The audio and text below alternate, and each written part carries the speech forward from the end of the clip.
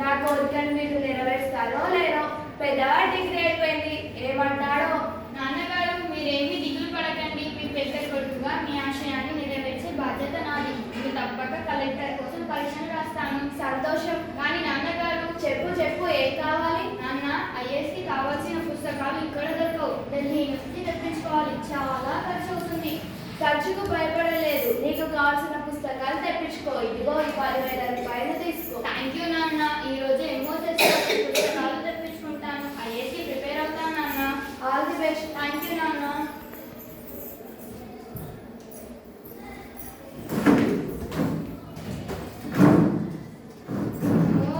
ఇన్ని పుస్తకాలు చదవాలా? ఒక్కొక్కటి ఇంతున్నాయి. నేను చదవగలనా? అనవసరంగా ఐఏఎస్ చదువుతానని పెద్ద బిళ్ళపిచ్చా. నా వల్ల కాదు, నేను చదవలేను. నాన్నకి చెప్తాను. నాన్నగారు, ఏం రాము? నాన్న, నేను ఇన్ని పుస్తకాలు చదవలేను నాన్న. ఐఏఎస్ చదవడం నా వల్ల కాదు. సరే, ఏం చేస్తాం? ఈ పుస్తకాలు చిన్నవాడికైనా పనికొస్తాయో రావో. వాడేమంటారో. ఏరా చిన్నోడా? నాన్న, నేను అన్నయ్య పరిస్థితి గమనించాను. ఈసారి నా డిగ్రీ కూడా పూర్తవుతుంది. నేను తప్పక ఐఏఎస్ చదువుతాను. సంతోషం నాన్న. ఈ పుస్తకాలు నీ దగ్గర జాగ్రత్తగా పెట్టుకో. అలాగే నాన్న. ఏరా శ్యామ్, డిగ్రీ పూర్తి అయిపోయింది కదా, ఐఏఎస్ కోసం చదవడం మొదలు పెట్టావా? పరీక్షకు ఫీజు కట్టావా? అవును నాన్న, ప్రిలిమినరీ ఎగ్జామ్ కోసం ఫీజు కట్టి సీరియస్గా చదువుతున్నాను. రోజుకు 8 గంటల పాటు కష్టపడుతున్నాను. Very good. అలాగే చదువు నాన్న.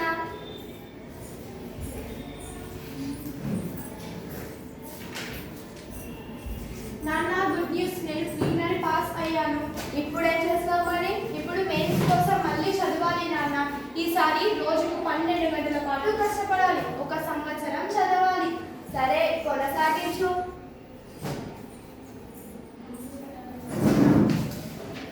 అబ్బా, 6 నెలల నుండి ఒకటే చదువు. చదివిపోతున్నాం.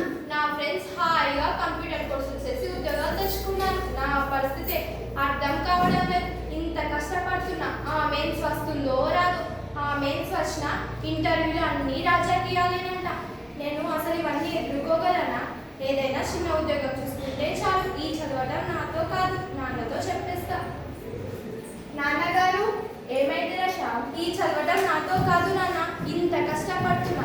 ఆ ఐఏఎస్ వస్తుందన్న గ్యారంటీ లేదు. ఎన్ని సంవత్సరాలు వృధా చేయాలి? అయ్యో, అట్లా మధ్యలో వదిలేసి ఎట్లారా? నా ఆశయం నెరవేర్చే వాళ్ళే లేరా?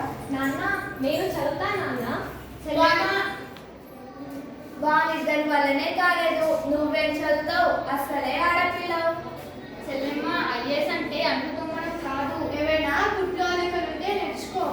మీరేమి ఆడపిల్లని నన్ను గెలిచేయవద్దు. ఎట్లాగో పుస్తకాలు ఉన్నాయి. నా డిగ్రీ కూడా అయిపోయింది. ప్రయత్నిస్తే తప్పేముంది? కొంపదీసి చదువుతావా ఏంటి? మాతోనే కాలేదు. సరే, చూద్దాం. నాన్న, నేను హాస్టల్లో ఉండి చదువుతా. సరేనమ్మా, నీ ఇష్టం. ఈ హాస్టల్ ఫీజు తీసుకెళ్ళి ప్రయత్నించు. సరే నాన్న, థ్యాంక్ యూ.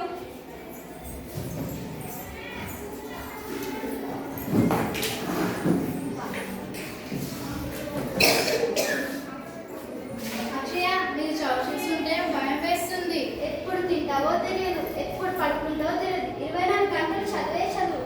ఇట్లా అయితే నీ ఆరోగ్యం ఏమవుతుంది? అంత కష్టపడు అవసరం అంటావా? మేము చూడు, డిగ్రీ కాగానే బ్యాంకు ఎగ్జామ్స్ రాసాం. డైరెక్ట్ ఉద్యమం కొట్టుడే ఉంది. ఇంటర్వ్యూ కూడా అవసరం లేదంట. నేను అంతే. రేపో మాపో మంచి బ్యాంక్ ఉద్యోగం సాధించి జీవితంలో సెటిల్ అయిపోతా.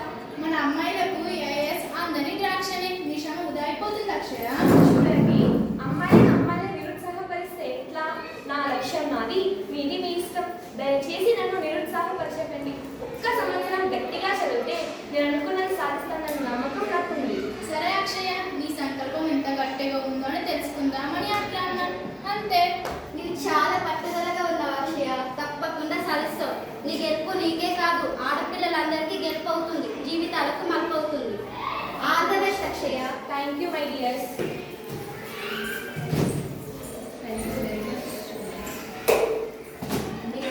రెండు సంవత్సరాలు అయింది. అమ్మాయి నుంచి ఏం సమాచారం లేదు. ఎలాగుందో ఏమో. అదిగో వస్తుంది. నాన్న, మీకు శుభవార్త. ఇదిగో ఈ స్వీట్ తీసుకోండి. దేనికి తల్లి? నాకు ఉద్యోగం వచ్చింది.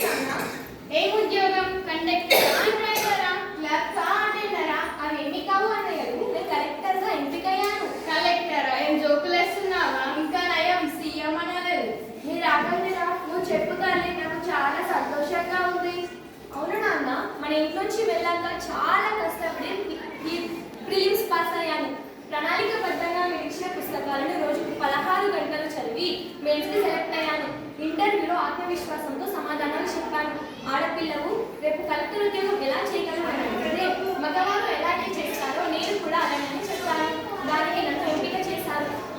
ఇంకో సంతోషకరమైన విషయం ఏమిటంటే నాకు మన జిల్లాలోనే కలెక్టర్గా పోస్టింగ్ ఇచ్చారు. ఎంత శుభార్త చెప్పావు తల్లి. నిన్ను ఆడపిల్లని తక్కువ అంచనా వేసినందుకు నేను చాలా బాధపడుతున్నాను. సారీ చెల్లెమ్మ. పర్లేదు లేండి. నీ విజయం మీ ఆడపిల్లలందరికీ స్ఫూర్తిగా నిలవాలి. ఈ జిల్లా కలెక్టర్గా, ఈ సమాజానికి ముఖ్యంగా ఈ తల్లిదండ్రులకు సందేశం చెప్తాను. సందేశం అని కాదు కానీ మగపిల్లలైనా ఆడపిల్లలైనా ఇద్దరికి అవకాశాలు సమానంగా ఇవ్వాలి. వివక్షత చూపరాదు. ఆడపిల్లలు మీరు కూడా మేము తక్కువ అని అనుకోకుండా ఆత్మవిశ్వాసంతో చదవండి. ఏదైనా సాధించాలనే ఒక గట్టి సంకల్పాన్ని పెట్టుకోండి. ప్రయత్నిస్తే కష్టపడితే సాధించలేనిది ఏదీ లేదు. చదవండి, ఎదగండి.